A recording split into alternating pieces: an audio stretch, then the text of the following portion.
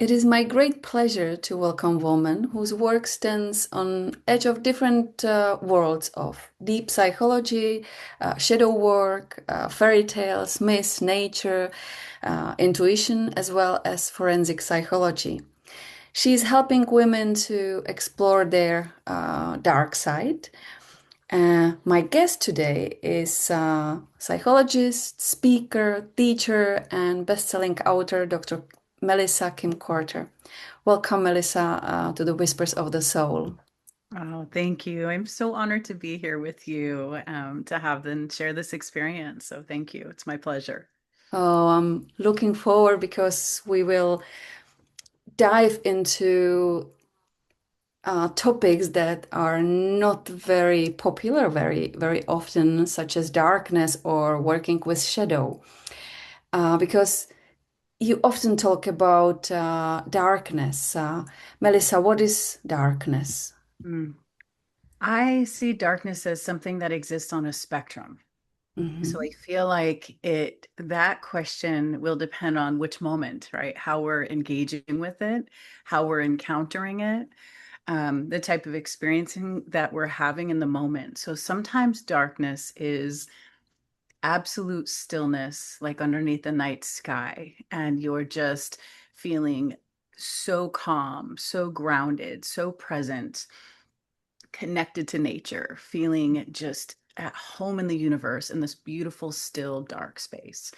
And then at other times, it's being on the receiving end of some type of dynamic that can be really challenging with personalities or individuals that are demonstrating more shadow behaviors, right? So it has this full range of what it can be. But when we learn to kind of embrace these different facets of darkness, I feel like we're more attuned emotionally and intuitively Mhm. so that we are not kind of putting our heads in the sand, trying to avoid certain topics or circumstances or situations, but then we can actually receive the full, I don't want to say benefit, but maybe meaning of what that type of darkness might have to offer us in our lives. I also believe that darkness has its own hidden intelligence, just like anything else. I see darkness as being a sacred experience. I don't see it as evil or problematic. I Mhm. do believe those types of dynamics also exist, but not necessarily the way we think. And Mhm. darkness is simply unknown. Mhm. It is the things that are beneath conscious awareness.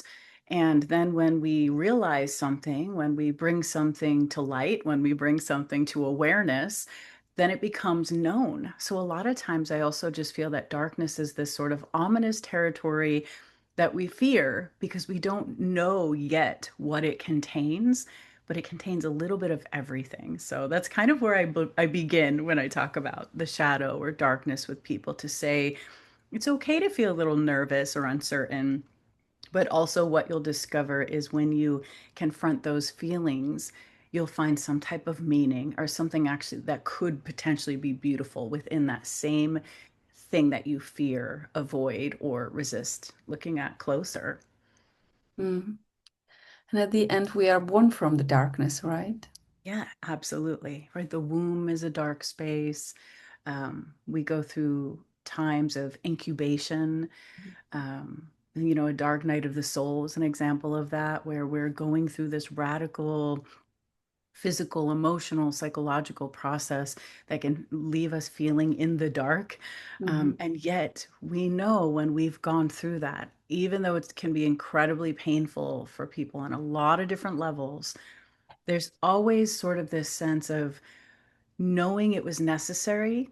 Mhm. And some even find appreciation, maybe even gratitude for that experience. So I see that a lot in these different types of patterns with confronting shadow and darkness and the darker spaces. And then when we apply sort of a mythic imagination to that, we can find beauty in it as well. When you think of like the dark cave that you might go to in your mind for rest, for rejuvenation, or the depths of the ocean, right? To be still and at peace all the way beneath the surface while this wild world is kind of active above us.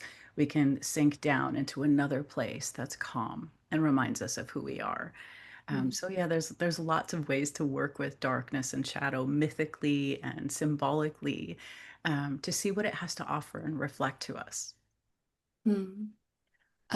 You wrote that you could not see the light at the end of the tunnel Mm. because you were supposed to learn how to see in the dark, which I love this sentence very much. What does it mean to see in the dark and how can we learn it? That's such a beautiful question. And truthfully, I would answer this a little bit differently for each one of us because I think that's such a personal experience. For me, it had to do with detaching from external means of rescue, right? Wanting to be saved from a situation, wanting something to happen in my life that would get me out of what I was feeling or going through.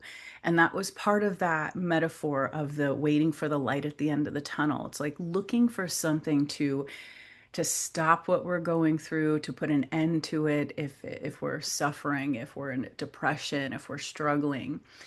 Of course, we want relief, but if we're looking for something external, I feel like we're missing what's trying to move through us, from a deeper level. And so that's kind of what that represents for me is reconnecting to my own faith, my intuition, whatever your spiritual understanding might be, that part of you.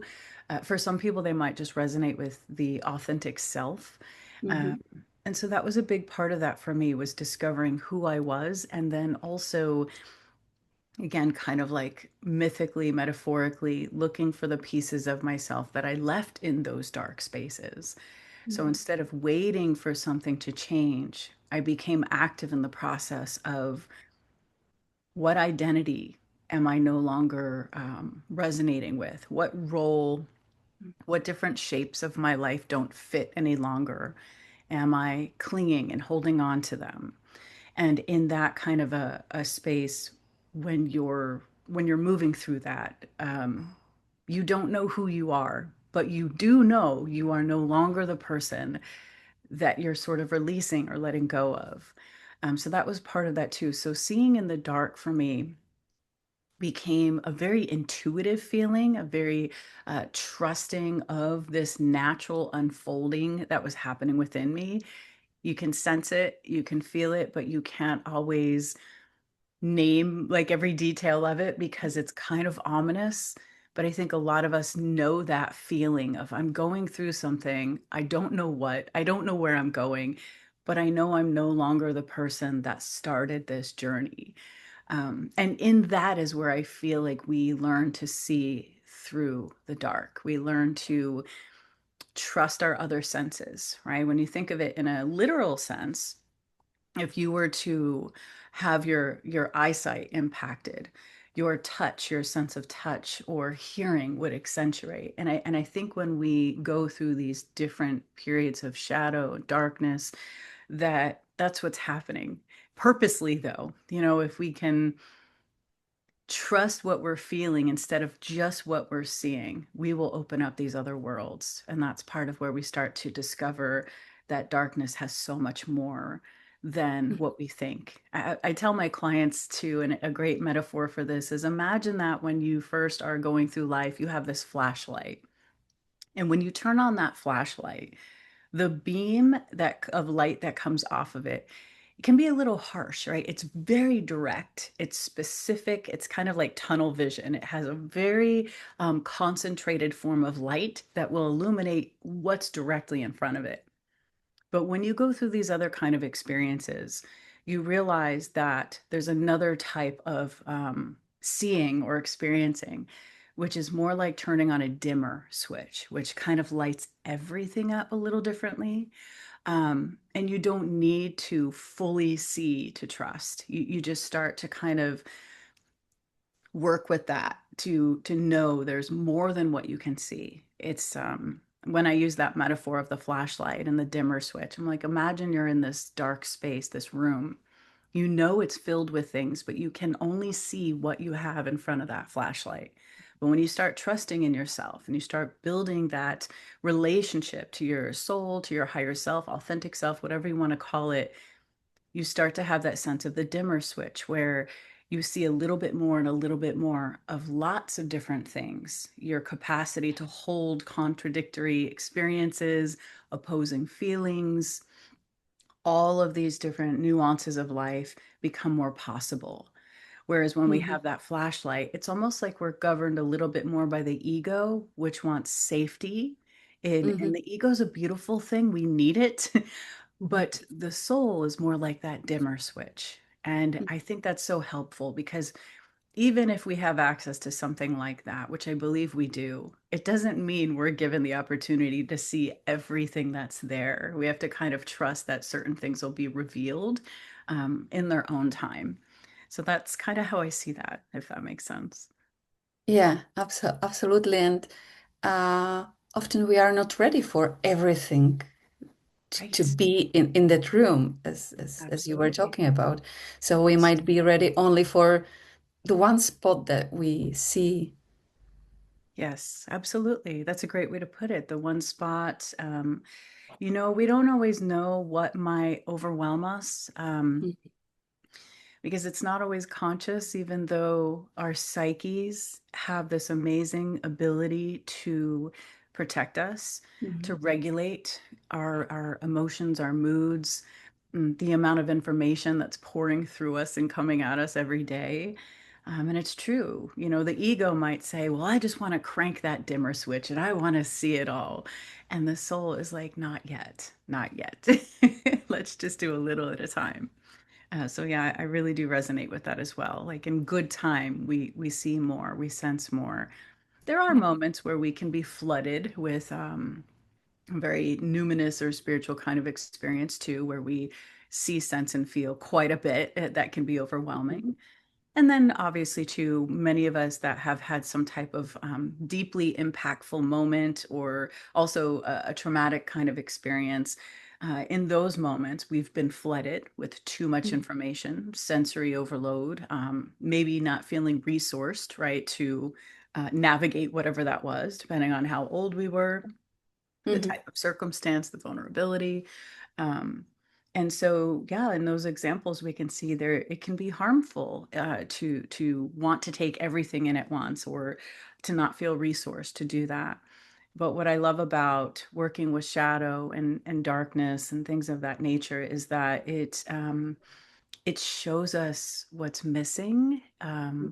We find the resources, we develop the resources, we develop our intuitive functions, we um, become more trusting, and that doesn't allow us to escape the hard stuff. We still have to go through these ordeals Mhm. and tasks, just like in the fairy tales, right? Yeah.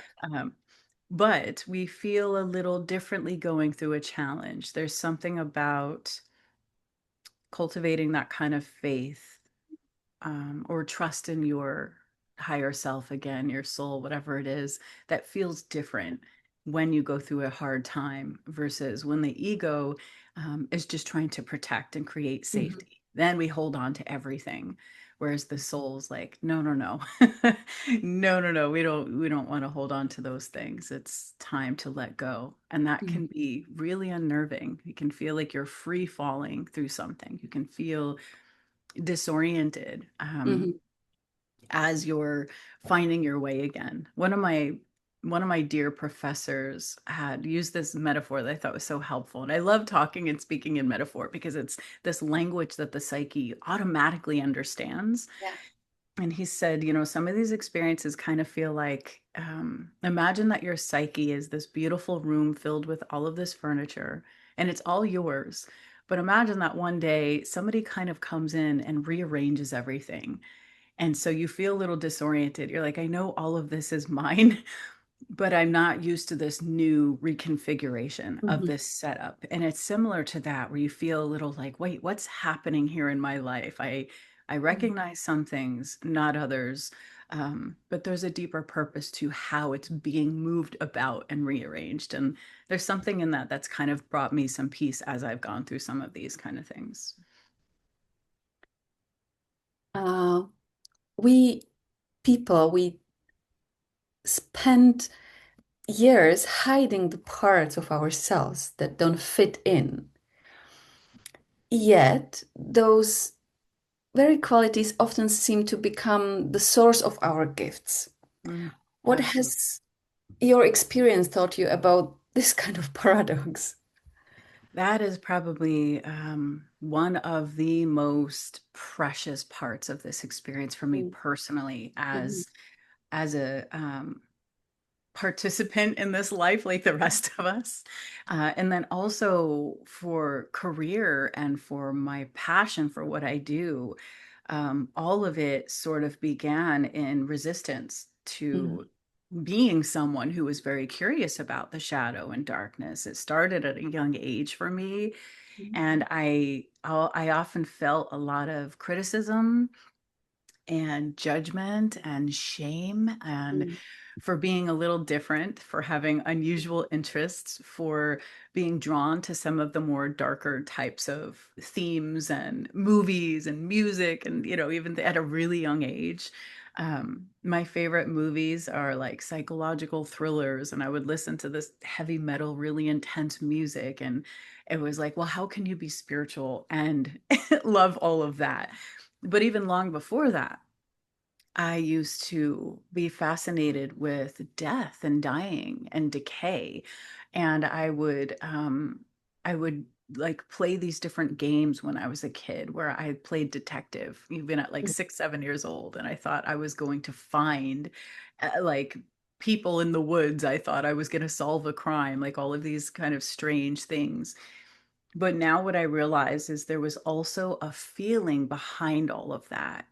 mhm, And that feeling was almost a compulsion.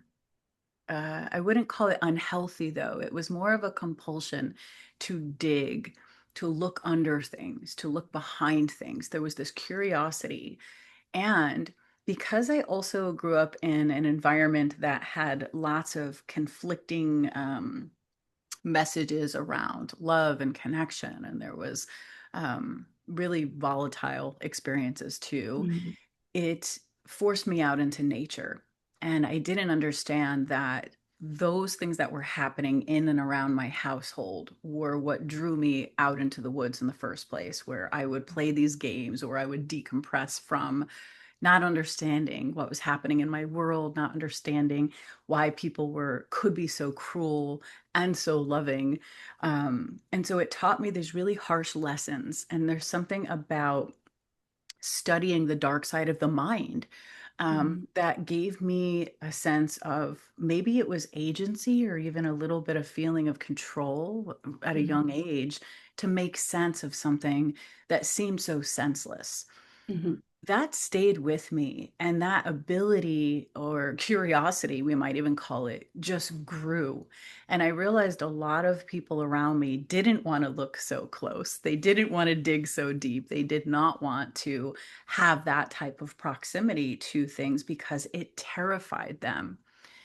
But for me, I felt like I didn't have much of a choice, because it was just one of the ways I think my psyche protected me and attuned me to some of my interests at a young age. But it was embracing all of that that allowed me to take this path, because I fought it for many years. I didn't want to out loud publicly share that I was studying murderers. I didn't want people to think I was a bad person. I struggled with being so sensitive and intuitive and seeing the worst parts of people, because there was also this other thing that would happen when I was really young. It happens to me to this day, but now I understand it emotionally and intuitively and psychologically. But when I was a kid and all of this was going on, there were a lot of people around me that would have different personality disorders, different inability to regulate emotions and moods and things of that nature. And being around that made me extremely curious about abnormal psychology. mhm, And again, part of it was so that I can maybe find safety in a weird way, to make sense of my world. And I then became someone who noticed that people would only show certain parts of themselves to me. And then when we were around other people, that part would disappear. So, for example, I would see this deceptive, sort of manipulative, cruel side. Mhm. But then around other individuals, whether it was other family members or just strangers or whoever, that would disappear. And that Mhm. taught me a lot about how we present ourselves and the masks that we wear, right? In psychology, the persona that we show. And it taught me also, though, about people masking their pain. And I was doing that in my own way, yet I was very empathetic and intuitive. So my challenge is I would go to want the fawn response at people pleasing, things of that nature versus the cruelty. So I started studying those kind of things as well. And what helped me heal from some of that and make sense of it was writing about it and trusting that writing was one of the most difficult things because the writing got very dark and really deep and had these parallels between true crime, personality disorders, and spirituality. And I was not seeing anyone else writing in that way. I felt kind of divided. It was like you either belong to the spiritual world or communities and wellness, personal development, or you belonged to true crime, psychology, like paranormal. They were split. But I Mhm. embraced all of it. I always felt connected to all of it. I could see the spiritual and meaning hidden within even the most abhorrent behavior and individuals. I could see and sense and feel the pain that was there, the disconnect. But for years, I didn't want any of that. I didn't want to feel those things. I didn't want to see it in people. I didn't want to sense it. I didn't want to receive the worst parts of them. Now I understand that there are just some of us that are deeply attuned to people's emotional states. And when we embrace that, coming back to your question, um, it all of a sudden it fed my passion, my curiosity, my work in a new Mhm. way. But I had to trust that it wasn't going to look like what other people were doing. I had to trust that I couldn't look around me and find something similar to feel safe about. I just Mhm. had to trust that there was some reason I was drawn to these things, that they had a deeper meaning, and on some level could help people. And it was trusting that that brought it to life because for a long time I did resist it. I pushed it down and it made me very unwell. Um, and so I think it's important also for us to embrace whatever our authentic nature is because when we don't is when we feel divided, imbalance, struggle. And it doesn't mean that we're always attracting these things with our thoughts or, some of the other kind of spiritual theories can be a little bit confusing for us. But I do think when we're sort of disconnected from the deeper self, those symptoms show up in that way. And it's so important to pay attention to what you authentically hunger for in this life and to give yourself permission to go after it. Mhm. Uh, One thing came to my mind that because sometimes we see or feel things that are unacceptable for the society, for the family, and we think, especially when we are kids or children, that we won't be accepted. And isn't it also about that because we see it and we don't judge it, it doesn't mean that we necessarily have to agree with it. That's For right. example, if you work with murder, it doesn't mean because you understand why he did what he did that you agree or that you would do something like he did. Absolutely. Absolutely. In fact, I think it's the opposite. I think Mhm. that those of us that can go into that territory in someone's mind, in their psyche, in their shadow, if we have the capacity to do that, and the intuitive wherewithal and the safety emotionally to know to have that healthy distance, I feel like it's almost our duty to do those things because I view justice as more of an archetype than a process of government. I know justice is very deeply intertwined in our legal system and the hope that things will favor the innocent and the honest and those with integrity. But I see justice as an archetypal force. Mm. And I think that it appears in the most mysterious of ways, just like the divine does. We don't always know how or why or when, and we can't control it. But I think that those of us that feel a little bit more, maybe, I don't know if capable is the right word, because I don't think it's for everyone. I don't think we all have to do that kind of work, but those that maybe feel drawn to it, who do trust it, have something within them that allows them to observe and to understand and to see the patterns and to move beyond the cruelty. Exactly as you said, we're not condoning that cruelty. It is not at all making excuses for it. It's not saying just because I know you were traumatized, therefore it's okay that you responded this way or anything of that nature. But instead, it's, I can understand, I can see you. And now that I am willing to go into those patterns and understand them, I can then convey that in a different way that might help someone heal who's been on the receiving end of that. And to me, that's one of the ways that justice might find her way in, indirectly. And so absolutely, it isn't a matter of appreciating terrible things for the sake of glorifying them for the wrong reason. It's the opposite. I think some of us are truth tellers and we want the truth. I think that some of us are very highly sensitive, empathic. And when we have the boundaries with that, then we can do that work, because then we're not doing it from this place of a woundedness that leaves us vulnerable to those kind of personalities. Instead, it's we are more self-contained and intuitive, and then can see clearly through those personalities to get to the truth of something. That's really what has fascinated me. And I happen to live in the United States, and so what's really interesting, and I just wrote an entire dissertation on psychopathy and the Western shadow.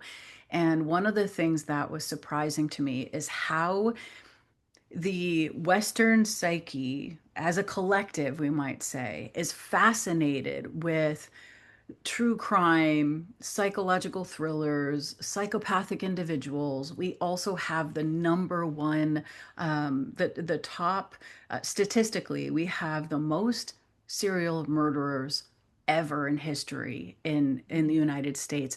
Thousands, over 3,000 documented. And the closest country following us, I believe, was the UK, and it was like 192 compared to the thousands we had.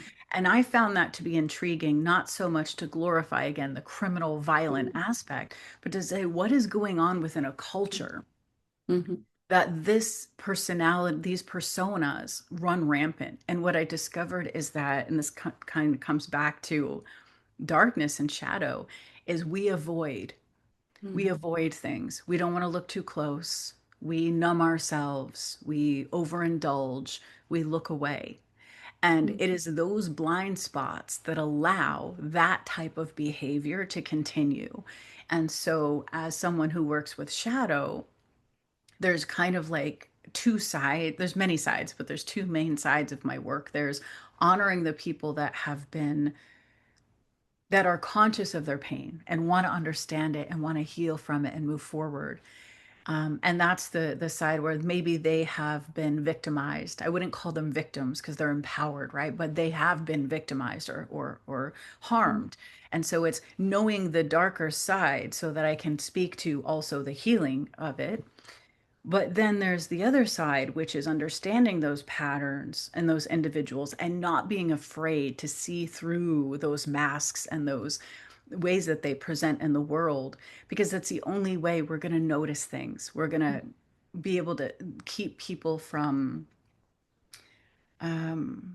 dishonoring their instincts or not listening when they have that feeling that something is off, right? And by studying those things, we can learn how manipulation and deception is used to cause harm. But if we're afraid of the idea as a whole, we're not going to listen to our inner guidance when something says, I just don't trust that person. So there's something interesting too, I think about. I started a lot of my work in the personal development, spiritual world, before I moved more deeply into the actual, like the scientific, psychological. I have both. But what I realized is being a part of spiritual communities for a long time as a teacher and doing healing work and things of that nature is we have a huge one-sidedness for everything that we consider to be holy and light. Mm. But what's frightening about that is it's like we bypass our feelings. We Mm. don't sink into the difficult things to deal with them. And that actually makes that population of people more vulnerable to those things because they want to act like it doesn't exist. Yeah. I see this a lot too, where, and I'm very open to spiritual theories, and I do believe in things like law of attraction and positive thinking. And I do believe in having gratitude in your heart and living from that place. And I also believe that we need discernment with all of that. And that discernment is what allows us to flourish in this world. But if we're only kind of latching on to love and light and this idea of vibration and watching our thoughts, we're going to ignore and dismiss these deeper things that might be trying to move through our consciousness to reach our awareness. We may not work with those thoughts, those feelings. We might judge them as bad or wrong Mm. and therefore cut ourselves off from them. And that is what allows that whole other side to operate. Mm. So, accepting those that we have the capacity to do terrible and beautiful things, that complexity is what allows us to use that dimmer switch again, right? To see more instead of labeling someone as good or bad. There's both in all of us. And when we're aware of that and we're attuned to that, our sensitivity is different, then we can detect more subtle manipulation. We can sense what I call the ego defenses of other Mhm. people that might be intentionally manipulative, or sometimes it's not, it's protective. It's just a way that they operate.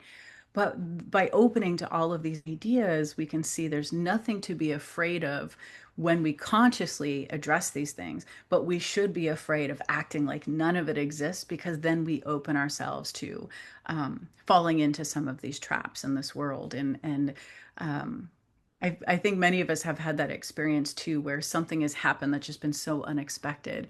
We trusted someone and we were betrayed, or we had Mm. something occur. Yeah. And I don't believe also that we're going to prevent all of those things simply because we're intuitive and we're connected and we're present.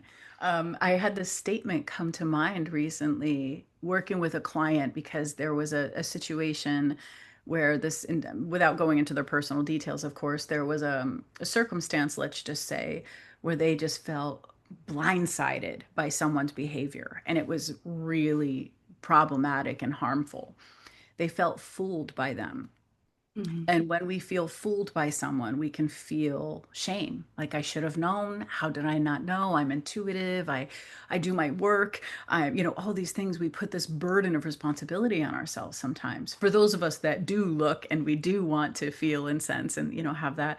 And the statement that came to me was just because you've been fooled does not mean you are foolish.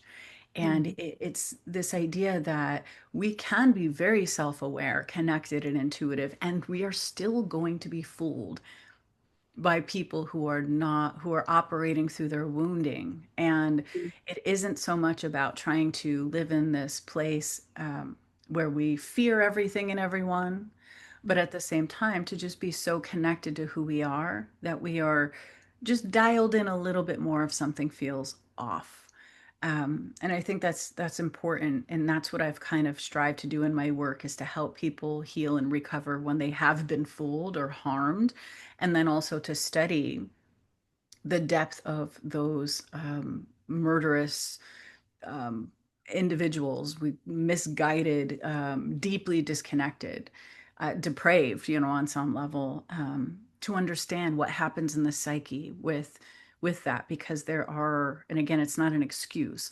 Mm. It's just that when trauma is present, it has a very unique way of dividing us and fragmenting us, and we don't always know how we're going to behave or what that's going to look like.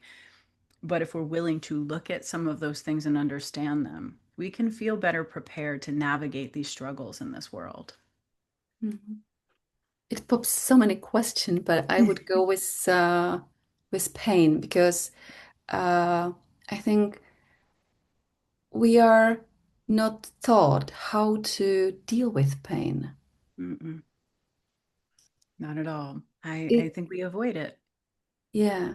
Is Yeah. it, in your experience, what can help us to face the pain and to transform it into the wisdom? Mm.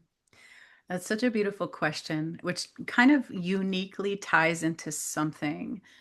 It might be a little bit unexpected. When I was writing my dissertation on that psychopathic personality, I realized that one of the the etymology of the word psychopath was Greek for suffering soul. Mm. And I made a connection between what happens when we don't suffer, when we don't allow ourselves to feel pain, how we can compartmentalize and be deeply divided and disconnected within ourselves. And it's through some of those states that we do things that can cause harm to others. Now, obviously, not always to that extreme degree, but just consciously choosing to look to understand, I think, is a beginning place to know that you don't have to do it alone. To feel resourced is really important because we all have different things. When we even hear the word pain, um, there's different needs there. Mm. Sometimes there's a very physical component that might go with the mental, emotional, spiritual. Sometimes there's something that's kind of going on within us that is a bit more, we can kind of say, from us, like a maybe a situation that we caused or we created, and so maybe our pain is sort of self-contained in that way. But other times it might involve someone else, a group of Mm. people, a family, a community, a situation, circumstance where other people are involved. And so working with pain is a huge spectrum as well of how to do that. One of the things that I have found so much value in, that I teach my students, my clients, I work with this all the time. I'm sure people are just sick and tired of hearing me talk about it because I mention it constantly, but that's how wholeheartedly I agree in this process, is something that I call darkness journaling. Mhm. And it is, you don't have to be an expert. You don't have to be a writer. You don't have to know anything about journaling. You can start where you are. And I've created this sort of process where you just begin with wherever you are. So for some people, they might start with a symptom, Mhm. how they're feeling. Someone else might start with an incident, a circumstance, the memory, the thing that's kind of haunting them or coming to mind. Someone else might begin with another person and just write about that situation. But there's really, all of those are doorways. All of those kinds of things are doorways. A symptom, a symbol, an emotion, all of it is a doorway into something deeper. And so you can start there. And what I usually recommend is just get it out of the head. Like you just write onto the page, onto your journal, into a notebook, and you just get it out. You're not censoring, you're not editing, you're not trying to make it into something beautiful. You're not even trying to find meaning yet. You just want to dump out whatever it is you're carrying, because we don't always realize how much we're holding on to. And that's a part of pain I find fascinating, is we can be so conditioned to the way we carry things for ourselves and other people that we may not always be as connected to the body with the different types of symptoms or even numbness that we're experiencing. And so once you just kind of write it all out, whether it's telling the story or just describing the pain or the situation, again, it's messy. It's meant to be. It's not meant to be like perfectly done. Then you can kind of step back. And the next level is, I usually will then say something like, okay, now that you wrote all that out, what do you really want to say? What do you really want to say that you don't feel you're allowed to, that you Mhm. worry other people would judge you for, that you would imagine if someone else were to enter the room and look in your journal and go, oh my gosh, I can't believe she or he said that. Mhm. That's what you now want to do, is tap into that. Because there's something in and again, I see this a lot in Western culture, but there's something about we self-censor because the ego is so concerned with what other people think. It's part of our safety, it's part of our belonging and fitting into this world. And so it will censor, it'll keep Mhm. us from really diving deeply. It'll keep us from, telling someone to F off. It'll keep us from evaluating intrusive thoughts, Mhm. compulsions, addictions, things that we would maybe think are shameful. They're not shameful. They are symptoms. They're symbols, actually. So that's usually the next part, is like, okay, now say the thing that you really didn't want to say. And then a little deeper, you can kind of keep going with the process, and there's many layers, but those are the first two places I would start at, looking at, in order to transform pain, we have to learn how to hold it differently. Mhm. It's like, I had this beautiful shaman, woman I worked with years ago. She was helping me through a really difficult, painful time in my life. And we were talking about a similar kind of a theme. And she said, how do you get rid of pain? And I said, I don't know.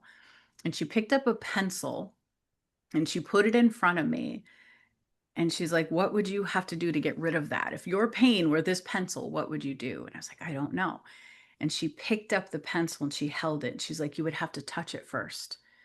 If you Mhm. can't get rid of it until you actually hold it to do something with it. And I thought, isn't that interesting? So I see that very symbolically in that way, of whatever it is that we consider our pain, we have to touch it on some level. Now, that might be observing it, that might be dialoguing with it, that might be working with a therapist, that might be journaling, that might be doing body work, and understanding where it sits in the body. Like, touching pain is it's metaphorical, but it's actually very real, right? We have to find our way of accessing what that is, and again, in a resourced manner where we don't feel like we're going to flood ourselves unnecessarily or re-traumatize ourselves. um, but in order to begin to do something with it, we have to touch it.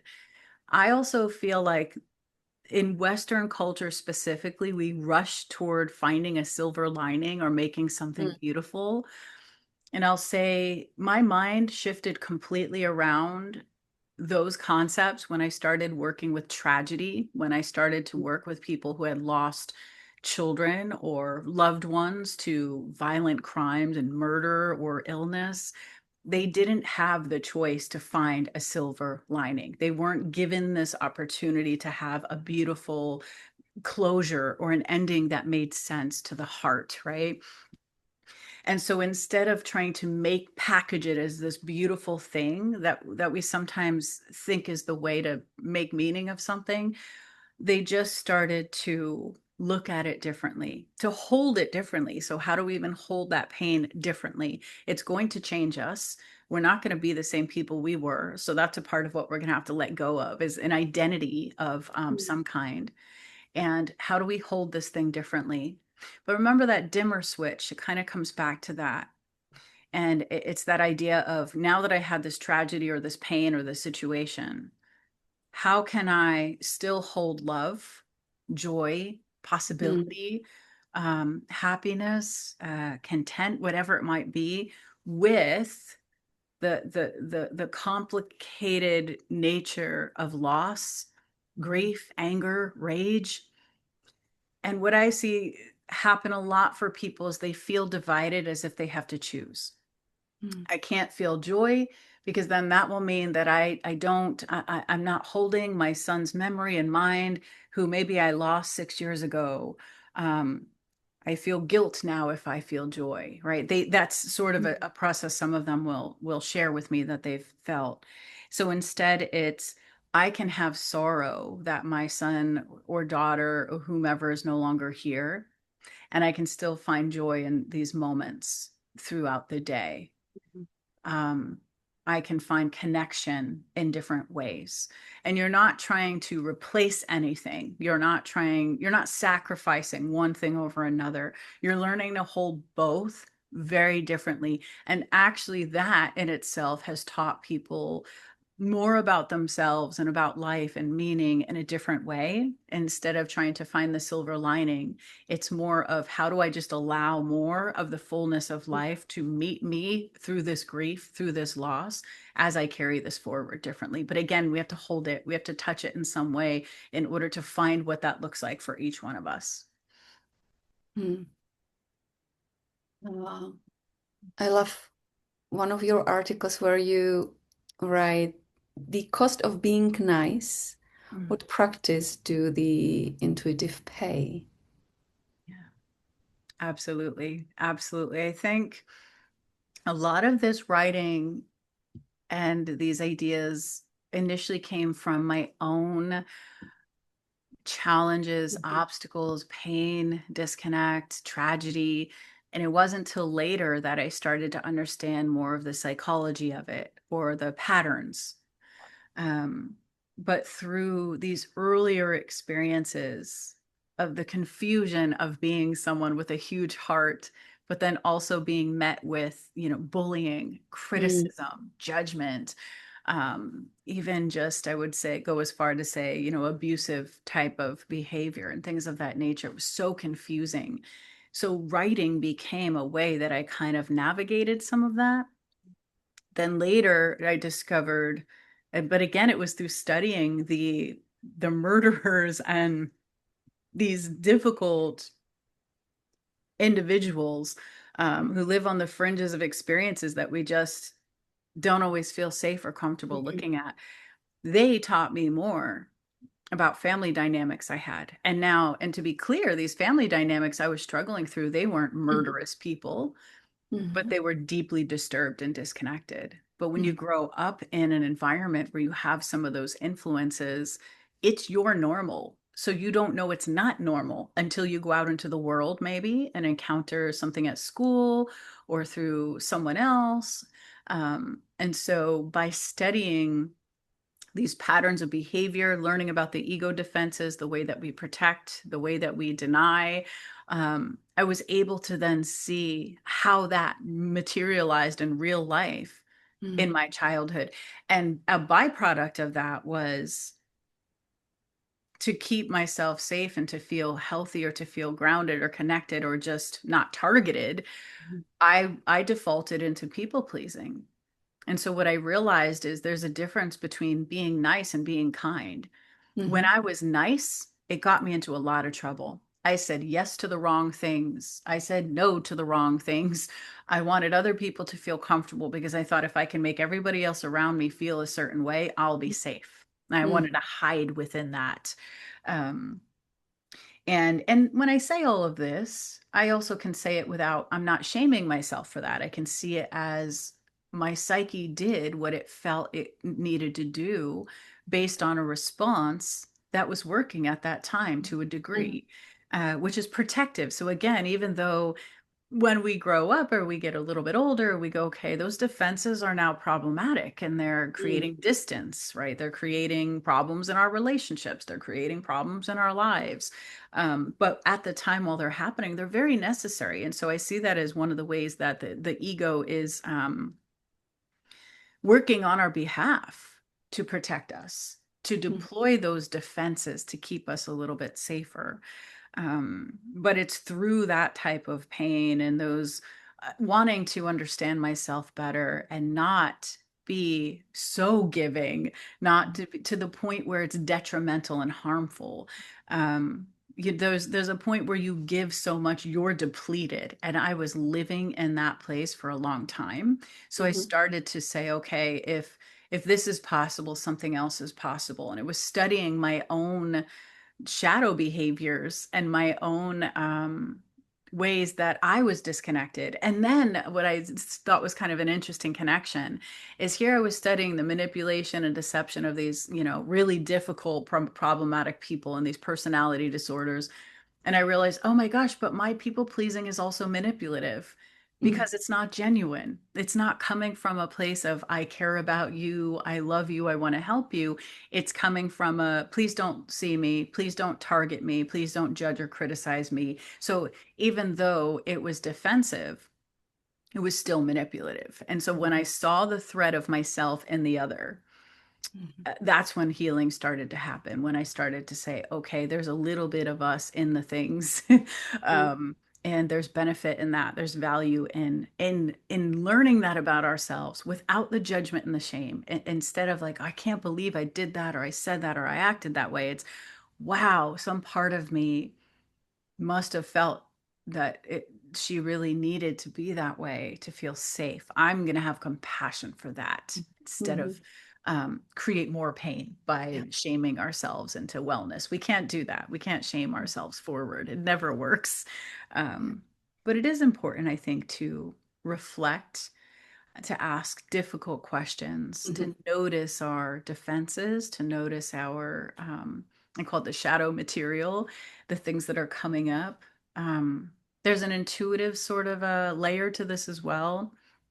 So sometimes, if you really pay attention, when you feel yourself triggered or activated, is another way to say that, there is almost this sense of a different version of you. You can have Mhm. this simultaneous awareness of like, okay, I am Melissa here today, a 40-something-year-old woman, conscious of these things, wanting to work with these things. But when I'm triggered, all of a sudden, it's like, wow, there's my 6-year-old self.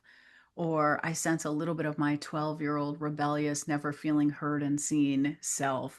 So when Mhm. we really pay attention to our reactions, you might also start to ask, how old do I feel in this moment?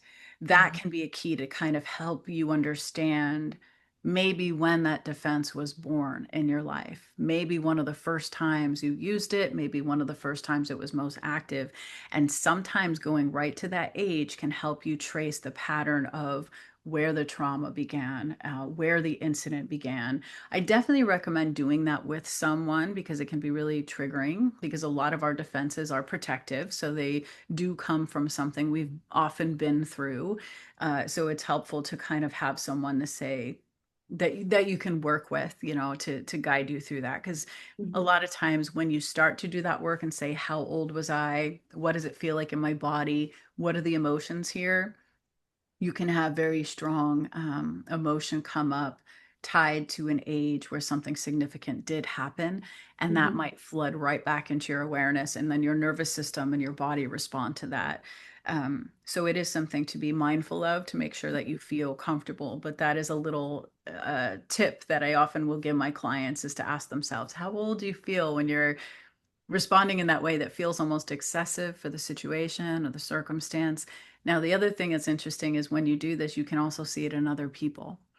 Mhm. So you'll see them change and you go, isn't that interesting?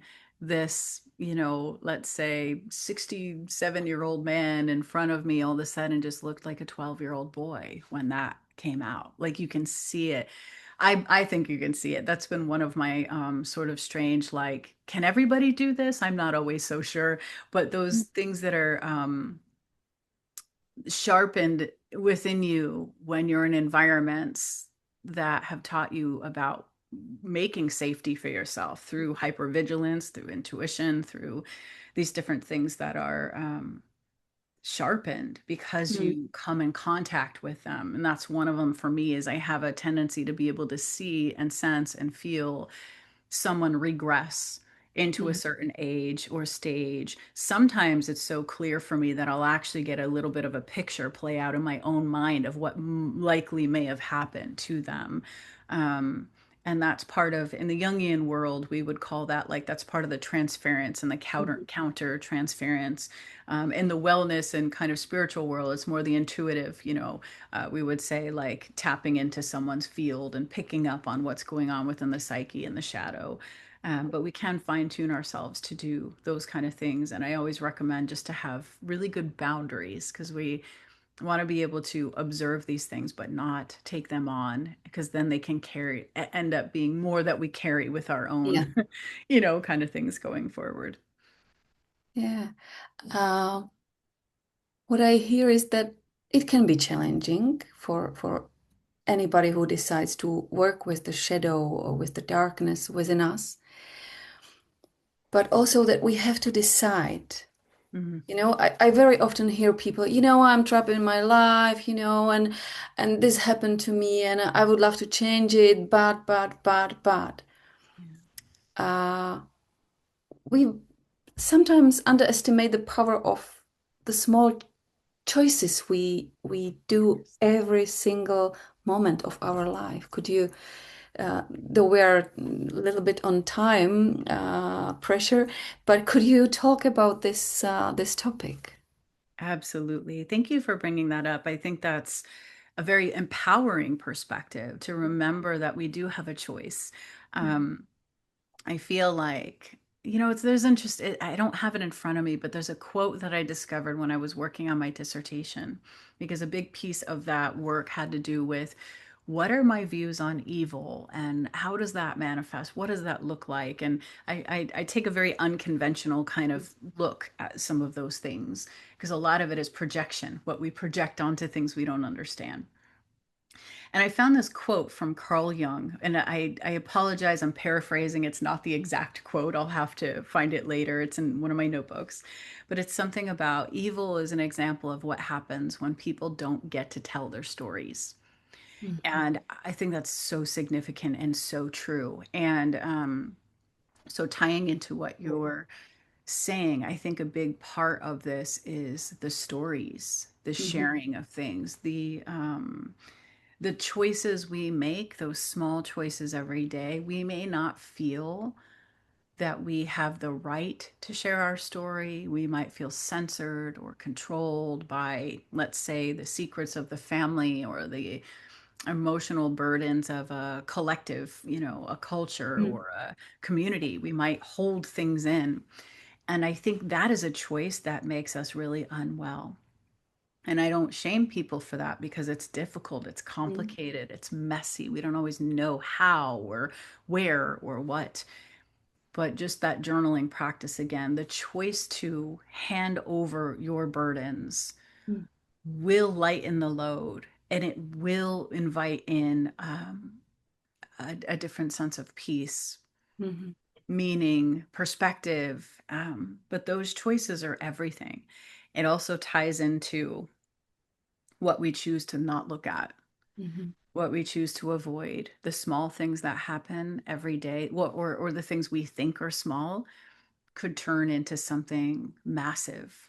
Mhm. Um, there are so many examples that I have, but there's choices that look obvious and they're not. They're filled with so many possibilities and that can change the trajectory of our life. I'm going to share very briefly a story. It's a little intense, but I think it's unique and kind of amazing. And I'll show the short version is this. I had a friend of mine reach out to me a few years ago because there was sort of this tragic situation that had occurred. And she received a phone call, let's just say. And these people that had called her, they knew her. They lived right down the street from where she was. And they called her because they had found um, they had found a body on the side of the road, and they called her because they didn't know who else to call and what to do. They did call the police and whatever, but they also called her because she lived right there. And they were like, we can't stay here, can you come here until the police arrive? And so she said, of course, I'll be right there. She gets off the phone. Her husband is like, you're not going down there. And she's like, I have to go. I have to go. He's like, you can't do this. There's a dead body. You don't want to subject yourself to that. That's terrible. And she said, you know what? There's a school bus stop right there. Those kids are going to be going to the bus stop any minute. And Mhm. I'm going to go there because I can keep them from seeing something that could mess up the rest of their lives or really traumatize them. So she went and she stood there and she kind of blocked the view and everything. And luckily, there was like, it was concealed a little bit, let's just say. It wasn't just on the side of the road, but she kept the children like at a distance from being able to look in there to see what was in there until law enforcement arrived. The other part of the story that's so significant is the night before, there was somebody from that same vicinity had seen a vehicle driving, and there was a reflector on it. And for some reason, that reflector, when they saw that car turn at a traffic light, the reflector caught their eye, and they just had a strange feeling. That was it. It was that quick. And my point of sharing this is those two pieces of information became very significant in the story. First, it was her choice, my friend's choice, to bring herself a little closer to something really uncomfortable, really difficult and tragic, to prevent more pain for other people. And I think some of us feel the duty to do that and can do that. And I don't think anybody, not all of us have to, but if we feel that call, it's sacred too. It isn't there's sacred in all of these things as well. So that's important, because sometimes you don't know why you're being called closer to something that looks terrible or horrific. But then the second piece of that is that the choice also was for the woman who saw the vehicle with the reflector. If she would have just decided that was dismiss her intuition, oh, that meant nothing, it's just a vehicle, don't share that information, it's just going to send them on a wild goose hunt, it's meaningless. We make choices like that every single day, to deny something, to ignore something, to not pass something along. But that information became significant in them understanding what was going on in this case. And so those two things are the same part of a terrible situation that we can't make better because a life was lost. But what we can do is see that there was grace still in there. There were still people with huge hearts, well-meaning, that wanted to contribute in a positive way as best they could to something that was tragic.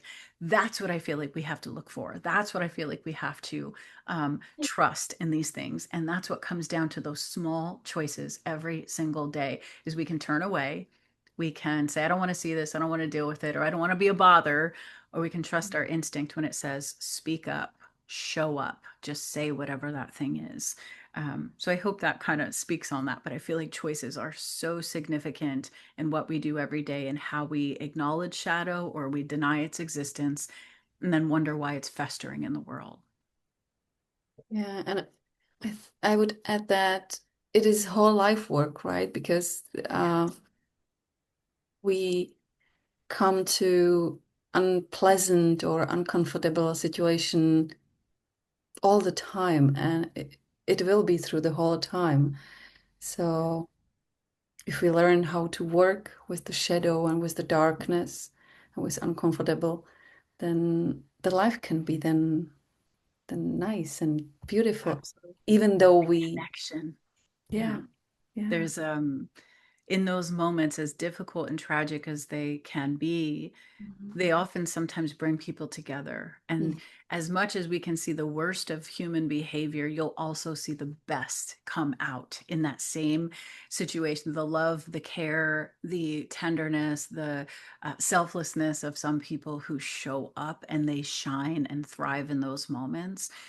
We need to remember that just as much as we remember the terrible thing that maybe created the circumstance. I think that's important for our humanity, because then again, we're holding both together. We're not denying one or the other. We're saying this is maybe ugly or tragic or uncomfortable.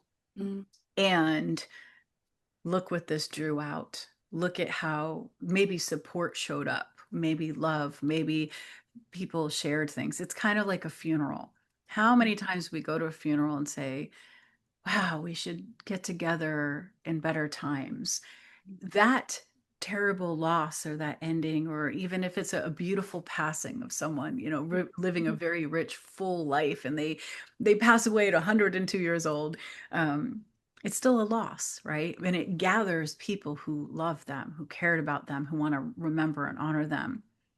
And then it sparks that conversation again of we should get together in better times too. So it's that finding deeper meaning without dismissing that there is an ending or a loss here too at the same time.